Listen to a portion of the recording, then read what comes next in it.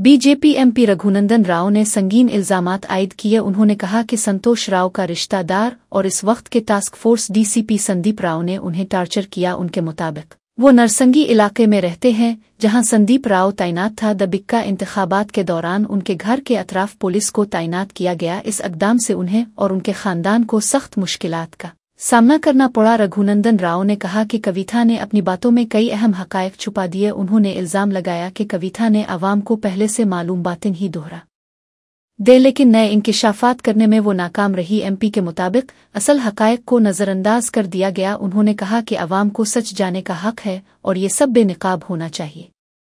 కాంగ్రెస్ ప్రభుత్వం వెంటనే విచారణ జరిపించాలని చెప్పి నేను ఈ సందర్భంగా డిమాండ్ చేస్తా ఉన్నా. వీళ్ళే కాదు పాపం, మా చెల్లె మర్చిపోయింది, ఇంకొక ఆయనే సంతోషరావుకి సడ్డకుడో వియంకుడో చుట్టమో ఒక ఆయన అవుతాడు, డీసీపీ పేరు సందీప్ రావు. ఈయనను పెట్టి నా దుబ్బాక ఉప ఎన్నికల సందర్భంగా ఈజ్ ద సూపర్ మ్యాన్ అన్నట్టు, పోలీసులో సూపర్ కాప్ ఈయన. టెలిఫోన్ ట్యాపింగ్లో కానీ పైసలు పట్టుకోవడంలో కానీ ఇప్పటిదాకా పేరు ఎవరు మాట్లాడలేదు, కానీ వారి పేరు సందీప్ రావు. వారు అప్పుడు టాస్క్ ఫోర్స్ డీసీపీగా ఉన్నారు. నార్సింగ్ ఏరియా, నేనుండే ఇంటి ఏరియాకి టాస్క్ ఫోర్స్ డీసీపీగా ఉన్నారు సందీప్ రావు గారు. వీరి నాయకత్వంలో ఒక ముగ్గురు నలుగురు సిఐల్ని పెట్టుకొని మా ఇంటి చుట్టూ వాచ్ పెట్టి మమ్మల్ని నానా యాగి చేసి టార్చర్ పెట్టినటువంటి పెద్దలు కూడా సందీప్ రావు గారు. ఇట్లా మీరు పోలీసులను అడ్డం పెట్టుకొని చేసిన మంచి పనులు చెప్తుందేమో కవిత అని నేను అనుకున్నా.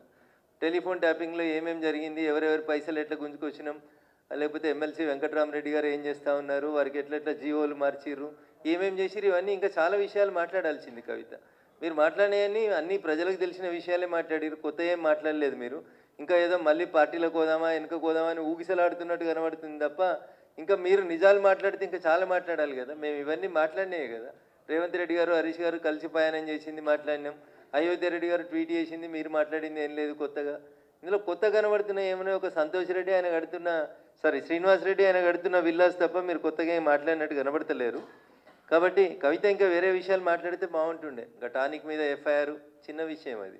క్లబ్బులు పబ్బులు ఇవన్నీ, మీ నాన్న క్లబ్బులు పనిచేస్తే మీరు పబ్బులు నడిపినాయి అన్నీ అందరికీ తెలిసినటువంటి విషయాలే కాబట్టి